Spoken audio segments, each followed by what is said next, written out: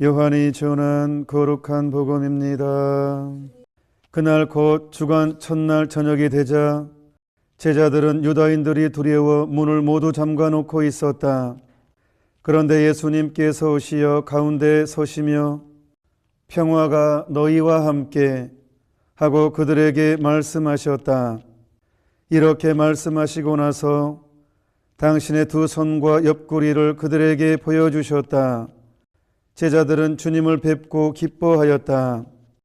예수님께서 다시 그들에게 이르셨다. 평화가 너희와 함께. 아버지께서 나를 보내신 것처럼 나도 너희를 보낸다.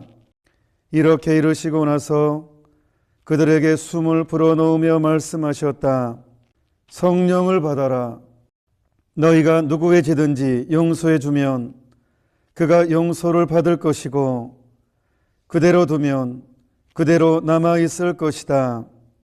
12제자 가운데 하나로서 쌍둥이라고 불리는 토마스는 예수님께서 오셨을 때 그들과 함께 있지 않았다.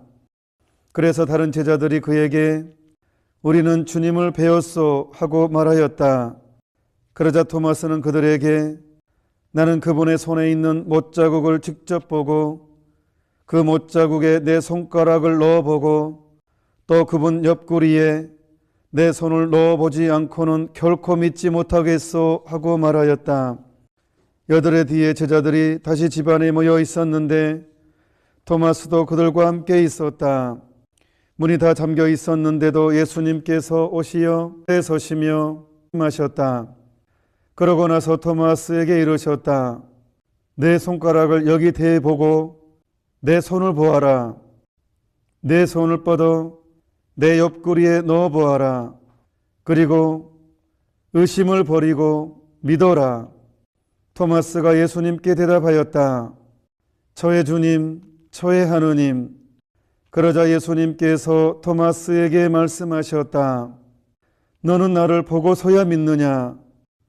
보지 않고도 믿는 사람은 행복하다. 예수님께서는 이 책에 기록되지 않은 다른 많은 표징도 제자들 앞에서 일으키셨다. 이것들을 기록한 목적은 예수님께서 메시아시며 하느님의 아드님이심을 여러분이 믿고 또 그렇게 믿어서 그분의 이름으로 생명을 얻게 하려는 것이다. 축하드립니다, 여러분. 오늘 죄책감에 그래도 남아있는 제자들한테 평화가 있기를 말씀드렸지만 예수님이 주신 평화를 누리려면 과거를 끄집어내면 안 됩니다. 돈보스코 성인은 기숙생들한테 이렇게 자주 말씀하셨습니다. 하느님의 용서는 과거를 묻지 않습니다. 그런데 자꾸 과거를 끄집어내서 때리고 또 때리고 또 때리고 또 때리면 그 평화가 어떻게 나에게 머무를 수 있겠습니까? 여러분, 지나친 실망도 교만의 일종이라고 그랬습니다. 용서하십시오. 그만. 하느님이 나를 위해서 그 잔혹한 고통을 당했음에도 불구하고 내가 나를 용서 못한다면 예수님께서 분명히 우리에게 평화를 빈다 라고 나에게 말씀해 주십니다. 오늘 또 심장 얘기를 하지 않을 수가 없습니다. 왜? 성령 파스토나 일기책에 의하면 물은 하얀 빗줄기는 물을 상징하고 붉은 빗줄기는 피를 상징합니다. 요한복음에 의하면 물과 성령인데 세례성사와 성체성사로 상징하겠죠. 예수님이 십자가상에서 창에 찔렸으니까 병사가 밑에서 쭉 찌른 거 아니에요. 옆구리를 통해서 창이 이렇게 올라간 거잖아요. 앞에서 찌른 게 아니라 여기서부터 쭉 올라가죠. 이렇게 옆구리에서 창을 쭉 찔렀으니까. 그래서 그 심장이 찔린 것입니다. 그 찔린 심장에서 피아물이 쏟아졌다고 나옵니다. 그러니까 그것과 바로 연관되어 있죠. 가톨릭 성가 중에서 이 성가가 있죠. 주 예수의 희생 펠리칸이요. 여러분 펠리칸이 뭔지 아십니까? 새 이름인데 하여튼 이 아프리카의 새인데 이 펠리칸이라는 새는 왜 예수님의 희생을 얘기할 때 이 펠리칸이라는 새를 예수님의 희생과 동일시하냐 하면요. 아프리카는 건기가 있고 우기 건기는 그야말로 비가 오지 않은 몇 개월 동안 비가 안 와요. 비가 안 오게 되면 온갖 생명이 이제 말라고 먹을 것이 없어지게 되죠. 풀도 마르고, 그러니까 이제 생명들이 죽어갑니다. 근데 펠리칸이라는 새도 벌레를 구할 수가 없어요. 그러니까 이제 펠리칸이라는 어미새가 이제 알을 낳아서 키우는데 이제 건기 때문에 이게 먹이를 구할 수가 없어요. 그 새끼들이 죽어갑니다. 그러니까 이제 이 새가 이 새끼를 살리기 위해서 어떻게 행동을 했냐 그러면 자기 심장을 쪼아요. 부리로 자기 심장을 막 부리로 좁니다. 피가 안 나올 거 아니에요. 피가 나도 계속 쪼아요. 그래서 자기 심장을 꺼집어내서 쪼아가지고 그걸로 새끼를 먹입니다.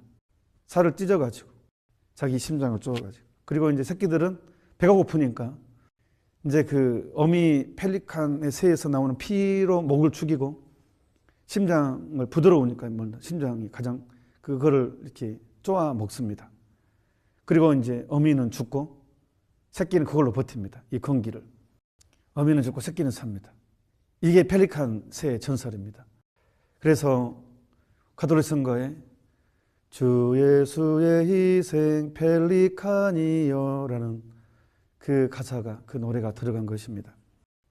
예수님은 죽고 우리는 살았습니다. 새로운 삶을 살게 된 것, 이게 신앙입니다. 제가 고등학교 6학년 때 세례를 받았거든요. 그 전에 제 열등감이 진짜 심한 애였어요. 자존감도 없었고 자신감이 없었습니다. 세상에서 가장 못난 사람이 저라고 생각됐어요. 잘 할 줄 아는 게 별로 없는 것 같아요. 공부도 그만하고 머리는 곱슬머리지. 그리고 제가 죽은 게도 엄청나게 많았어요.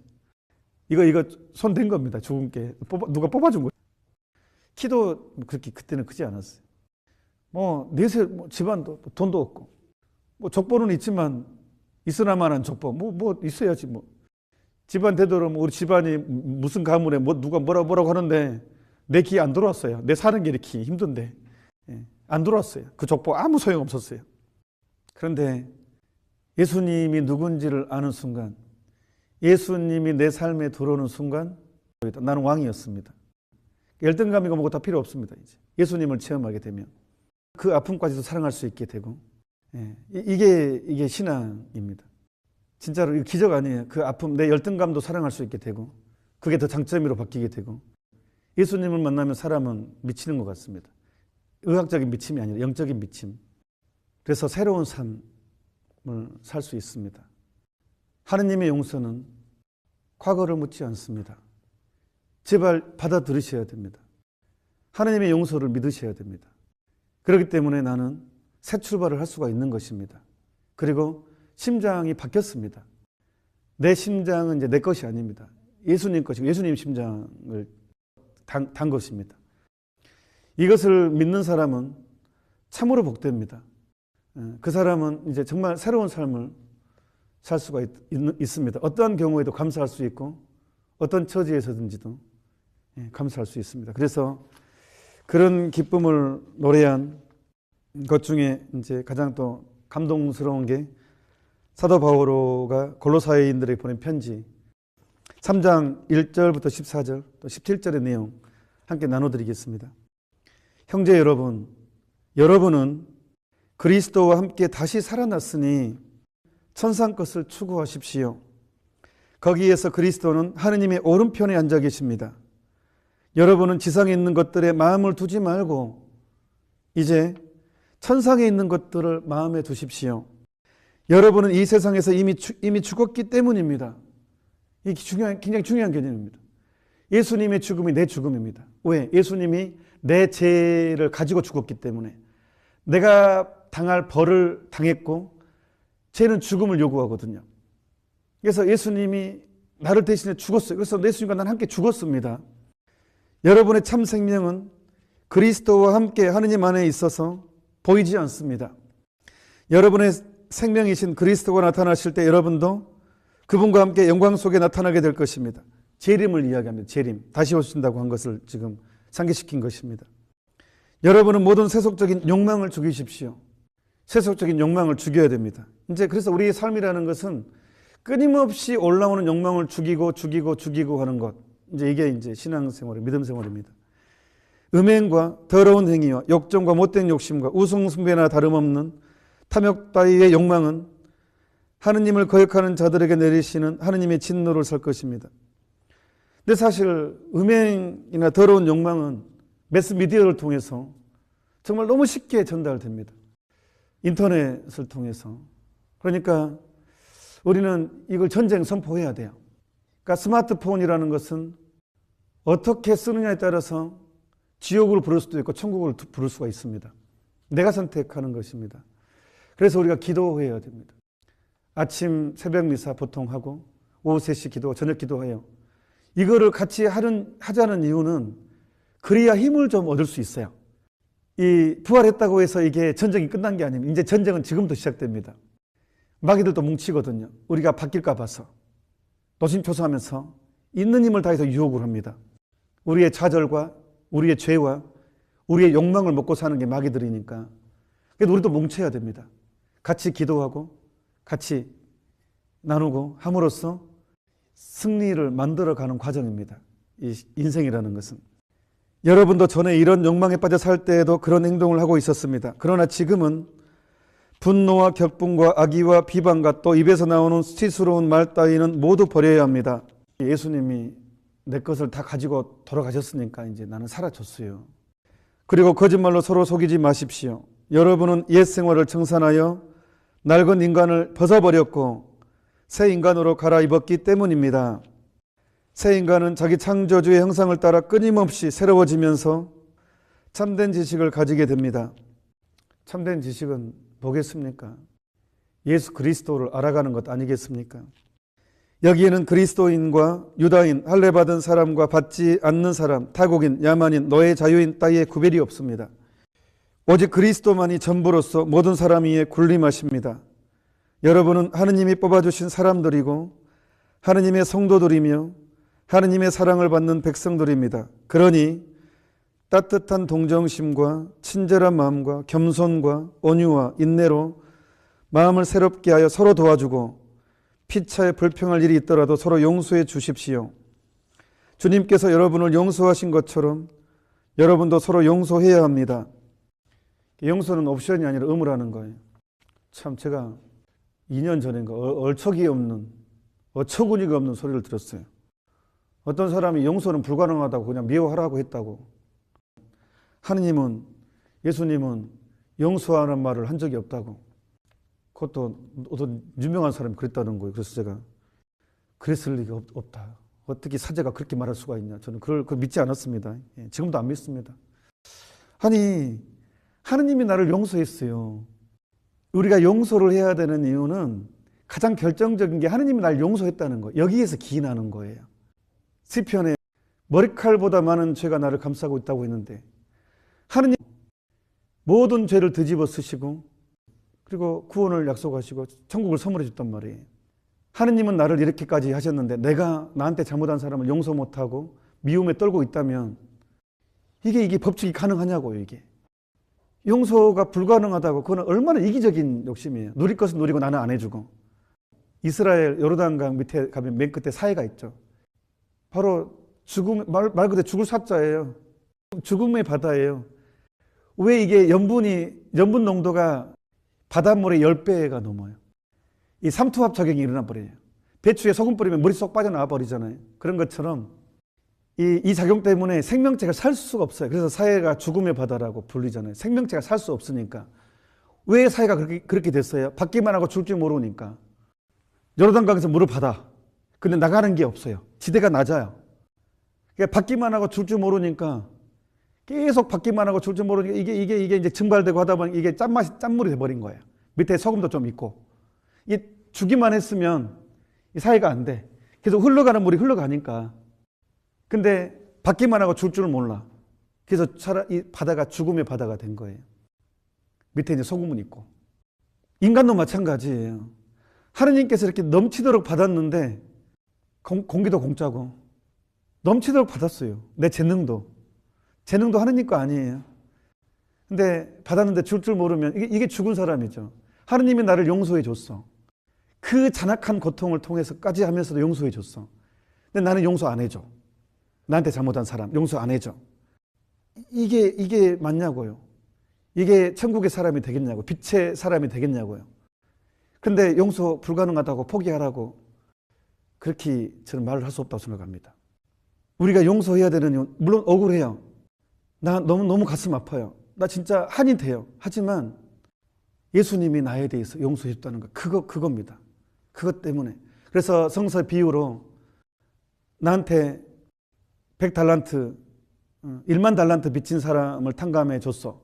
근데 나한테 빚진 100달란트 빚진 사람한테 용서 안 해주니까 그 왕이 이 저자를 잡아서 어둠 감옥에 쳐넣으라고. 그게 성서가 그 내용이에요. 바로 방금 제가 한 내용을 비유로 그렇게 풀어준 거예요. 예수님께서 1만 달란트 빚진 사람한테 탕감해 줬는데 나한테 100달란트 빚진 사람 용서 안 해준 거, 돈 뺏어버리는 사람 이야기죠. 그 우리 이야기 아니, 용서 못 해준다면. 그러니까 사도 바오로가 골로사이인들에게 따뜻한 동정심과 친절한 마음과 겸손과 온유와 인내로 마음을 새롭게 해 서로 도와주고 피차에 불평할 일이 있더라도 서로 용서해 주십시오. 주님께서 여러분을 용서하신 것처럼 여러분도 서로 용서를 해야 합니다. 그러니까 주님의 기도의 마지막에 저희에게 잘못한 일을 저희가 용서하오니 저희 죄를 용서하시고잖아요. 물론 억울한 사람한테는 이게 쉽지가 않을 수 있어요. 하지만 우리는 바보가 돼야 됩니다. 우리 영성의 목표는 바보입니다. 바보. 김수환 추기경도 돌아가면서 바보라고 했다고 들었는데, 아무튼 제가 군대에서 장래 희망이 뭐냐고 설문조사할 때 저도 모르게 장래 희망은 저도 모르게 바보라고 써가지고 맞아 죽을 뻔했습니다. 제가 진짜로 바보라고 썼어요. 장래 희망 바보. 그래서 진짜 바보 취급 당하고 이제 죽을 뻔했습니다. 군대에서 장난하냐 그래가지고. 제가 왜 그랬는지 모르겠지만 그때는 나도 모르게 취해가지고 성령이 취해가지고 바보 해가지고. 근데 우리 인생의 목표입니다. 사실 바보가 되는 게. 3장 17절의 말씀입니다. 여러분은 무슨 말이나 무슨 일이나 모두 주하고 그분을 통해서 하느님 아버지께 감사를 들으십시오. 자식도 내 것이 아니고 아내도 내 것이 아니고 남편도 내 것이 아니고 내 것도 아니고 내 몸뚱아리도 내 머리카락도 눈, 코, 입도 손발도 내 것이 아니고 하느님의 소유권 이전을 했다라는 거. 미사에 참석하는 것이 함께 하는 것은 소유권 이전에 사인을 한 것입니다. 이 개념을 잘 심으면 진짜 세상이 잘 보입니다. 오히려 세상이 잘 보이고 지리산 산속에 깊은 산속 들어가서 도 닦을 일이 안 닦아도 됩니다. 이것만 받아들이면 굳이 깊은 산속 들어가 도 안 닦아도 이미 여러분들은 우리는 도인이 된 것입니다. 소유권 이전만 확실히 되면 이미 우리는 도를 아십니까? 사람 안 만나도 됩니다. 이미 우리는 도에 대한 정점에 이르는 사람이 그런 사람이 된 것입니다. 나이하고도 상관없습니다. 의탁이라는 단어는요, 내 장점만을 의미하지 않습니다. 내 약점, 허물, 내 못난 모습, 정말 나는 왜 내 모양은 요 모양 요 꼴일까? 그 모습까지 포함되는 거예요. 그래서 예수님 당신께 의탁합니다. 내 못난 모습까지. 자만에는 두 가지 형태가 있어요. 하느님 도움 없이도 구원받을 수 있다고 생각하는 것과 두 번째는 회개 없이 구원받을 수 있다고 생각하는 것. 이게 자만의 두 가지 형태예요. 사람은 이기적인 신앙을 만들어버려요. 괜찮아 이 정도는 괜찮아 해서 사랑이란 이름으로 죄를 더 짓게 만들어버려요. 이런 문화가 지금 세상에 퍼져 있죠. 그러니까 달짝지근한 것만 오네요. 너희는 세상의 소금이다 그러는데 설탕만 추구하고 있어요. 달짝지근한 것만. 괜찮아 할 것 다 해. 저녁 할 거 다 하고 다음날 성체 모시고 할 거 다 하고 성체 모시고. 그래서 괜찮아 하나님 사랑이니까 합리화의 명수가 되어버리는 게 이 시대의 신앙생활이죠. 그러니까 사랑하다의 반대말은 이용하다예요. 이용하다. 하느님을 이용하는 거예요. 사랑이라는 이름으로 내 행동을 합리화하는데 이용하는 거예요. 사랑하다의 동의어는 희생하다인데 회개가 따라갈 수밖에 없거든요. 하느님을 알게 되면 알게 될수록 회개하지 않을 수가 없거든요. 그런데 회개를 못하게 해버리는 게 소금이 아니라 설탕만 계속 주는 거예요. 요한 바리새께서 교황님을 했어요. 죄를 이야기하는 것은 그걸로 심판을 의미하지 않는다고. 죄 이야기하니까 사람들이 왜 하느님을 엄한 분으로 나한테 얘기하느냐. 아닙니다. 교황님께서 그렇게 말씀하셨어요. 죄 이야기하는 것은 그것으로 단죄한다는 것이 아니라 구원을 창출해 주는 것입니다. 물려받은 죄, 원죄로부터 시작해서 구원의 첫 번째 조건은 물려받은 죄를 포함해서 내 죄를 인식하는 것. 이게 구원의 첫 번째 조건입니다. 구원의 두 번째 조건은 그 죄를 고백하는 것. 이게 구원의 두 번째 조건입니다. 이건 제 말이 아니라 교황 요한 바로 2세 교황님 말씀이십니다. 석인이 되셨죠.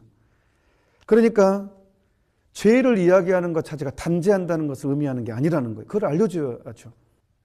그래서 제가 시작할 때 과거를 묻지 않는다. 하나님의 용서는 과거를 묻지 않는다. 그래서 제발 끄집어내십시오. 하나님의 용서는 과거를 묻지 않습니다. 여러분이 품고 있는 심장을 매 순간 뛰고 있는 그 심장은 이제 여러분의 것이 아니고 예수 그리스도의 것입니다. 그래서 우리의 삶은, 나의 삶은 이제 하나님이 내 안에 들어와 있는 삶이고 내 삶은 내 것이 아니고 하나님의 것입니다. 잠시 묵상합시다.